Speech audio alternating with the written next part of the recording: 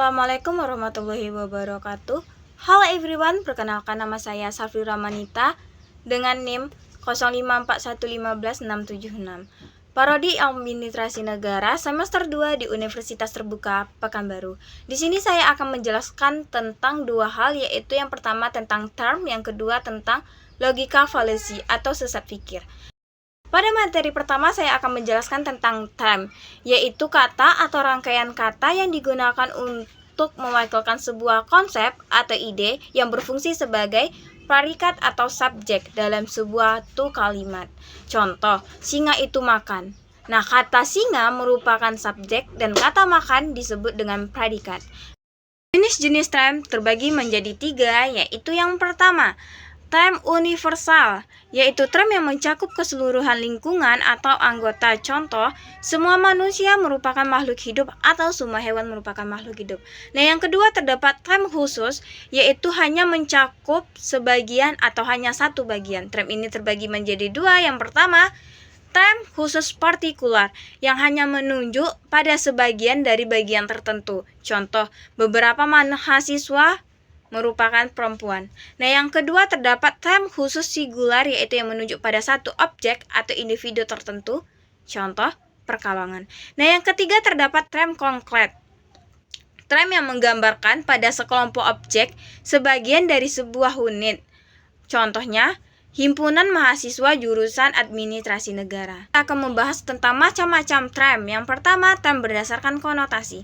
Konotasi adalah sejumlah kualitas yang dapat membentuk gagasan atau ide.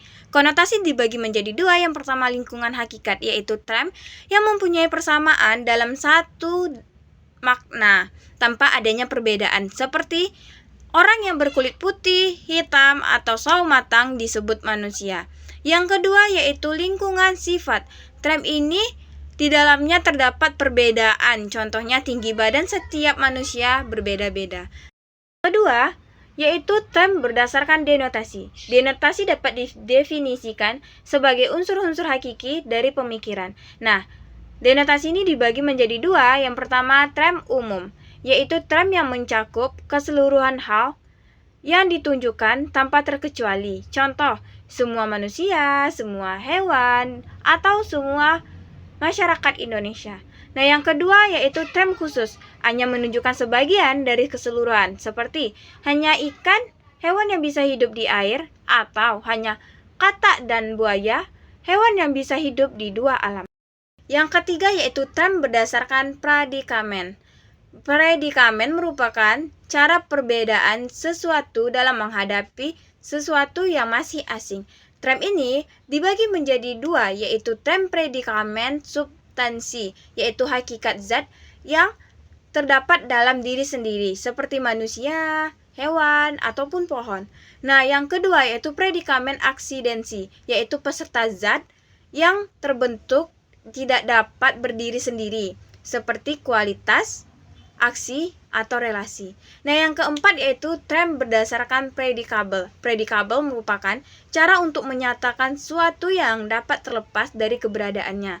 Predikabel ini dibagi menjadi 5. Yang pertama, spesies, yaitu himpunan yang menunjukkan hakikat persamaan dalam bentuk dan sifat.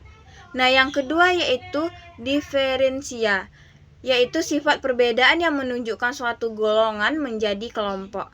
Yang ketiga, accidents. Yang keempat, proipium. Nah, yang terakhir, genus. Nah, sekian dari term. Nah, sekarang kita lanjut materi. Yang kedua, yaitu sesat pikir atau logika fallacy. Logika fallacy merupakan argumen yang salah dalam berpikir dan mampu menipu orang yang mendengarkannya. Nah, bisa juga diartikan sebagai kesalahan dalam berpikir yang mengarah pada argumen yang salah atau tidak valid. Nah, biasanya ini muncul karena seseorang mencoba memenangkan argumen dengan cara yang tidak logis atau tidak berdasarkan fakta yang valid. Logika ini biasanya digunakan dalam bentuk debat, iklan, atau politik untuk mempengaruhi banyak orang. Jenis-jenis logika fallacy dalam berargumen. Yang pertama, strawman, yaitu terjadi ketika seseorang mengubah atau menyederhanakan sebuah argumen menjadi lebih lemah dan mudah untuk diserang.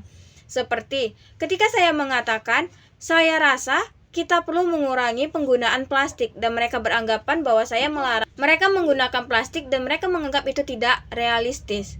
Padahal di dalam argumen saya hanya mengatakan mengurangi penggunaan plastik, bukan larangan penggunaan plastik. Yang kedua, falsi dilema. Terjadi karena seseorang beranggapan hanya ada dua pilihan ekstrim dalam suatu situasi, padahal masih banyak pilihan lain atau solusi lainnya, seperti kita harus mendukung kebijakan ini. Jika kita tidak mendukung, maka kita tidak akan pernah maju. Nah, padahal jika kita ingin maju, masih banyak cara-cara lain tanpa harus menyetujui kebijakan ketiga, yaitu fase cause. Terjadi ketika seseorang beranggapan satu peristiwa menyebabkan peristiwa lainnya hanya karena terjadi dalam waktu yang bersamaan. Contoh, baju putih saya ini membawa keberuntungan. Setiap saya memakai baju warna putih, tim voli saya selalu menang. Padahal, kemenangan tim voli tidak ada hubungannya dengan baju yang ia pakai. 4. Red herring. Terjadi ketika seseorang mengalihkan perhatian dari topik utama dengan memperkenalkan isu baru. Contoh, Anda mengkritik kebijakan pemerintah, tapi tahukah Anda bahwa pemerintahan telah membangun banyak jalan baru? Pembangunan jalan baru ini tidak otomatis membenarkan atau membantah kritikan terhadap kebijakan ekonomi. Yang kelima yaitu hasty generalization. Terjadi ketika seseorang membuat kesimpulan umum berdasarkan informasi yang tidak terbatas. Contoh, ketika saya pergi ke mall, saya kehilangan barang saya, berarti semua orang di mall mencuri.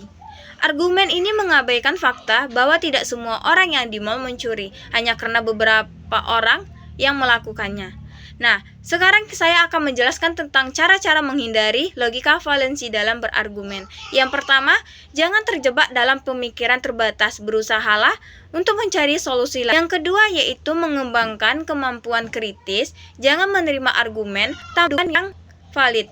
Nah, selanjutnya yaitu gunakan argumen dengan bukti yang kuat dan valid. Yang keempat, pastikan setiap argumen membawa penjelasan atau bukti baru yang memperkuat kesimpulan.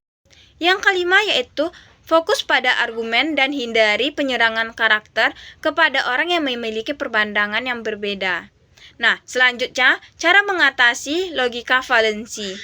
Kita harus memastikan bahwa kesalahan logika dapat melemahkan argumen, namun dengan syarat kita harus memiliki bukti yang kuat untuk memvalidasi argumen tersebut. Maka kita harus benar-benar memahami apa yang akan disampaikan, mulai dari pengertian, alasan, dan bukti. Sekian, terima kasih. Assalamualaikum warahmatullahi wabarakatuh. Bye-bye.